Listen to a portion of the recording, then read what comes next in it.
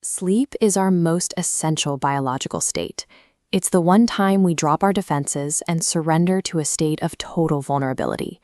But in a relationship with a dark triad personality, someone driven by narcissism and a lack of empathy, that sanctuary is compromised. The bedroom quietly turns into a tactical battleground. Imagine falling asleep at 2 a.m., utterly exhausted.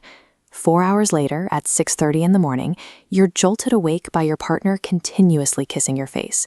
The kissing doesn't stop until you are forced completely awake. This persistent interruption is a tactical exertion of power. Abusers frequently disguise systematic sleep deprivation as extreme affection. By hiding behind romance, they ensure you won't recognize the disruption as a covert attack. This tactic relies on narcissistic entitlement, the belief that if they are awake, you must also be awake to serve their needs. This creates an extreme double standard.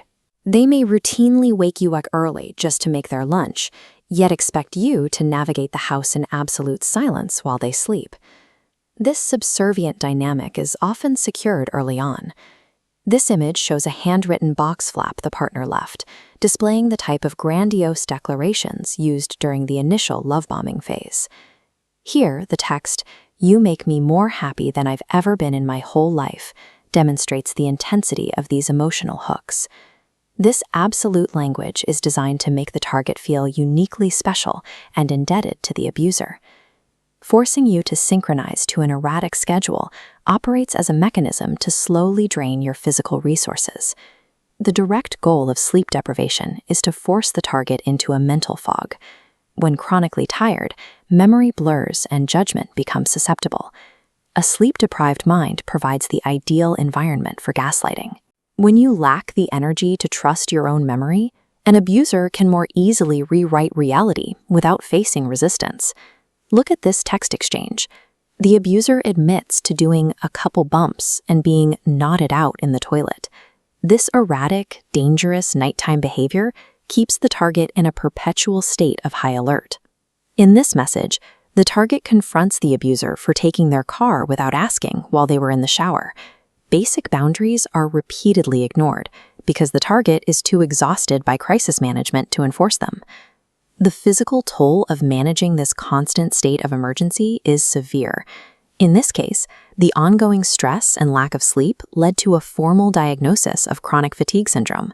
Physical exhaustion creates the necessary leverage to influence and control your psychological state.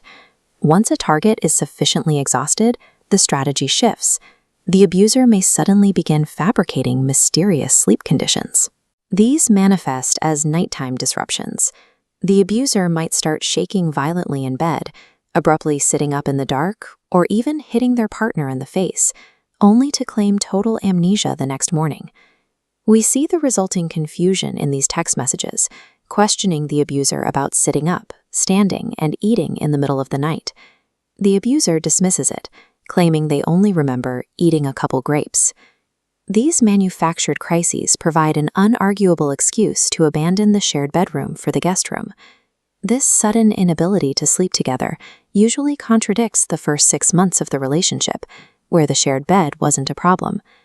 Relocating to the guest room turns a romantic partner into an isolated roommate.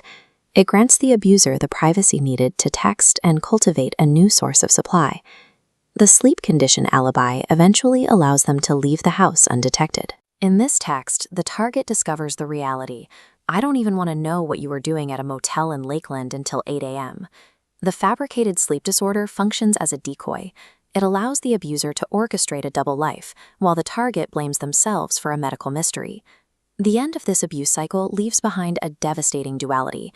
The target is left physically ill with chronic fatigue and mentally drained from trying to solve crises that were entirely manufactured.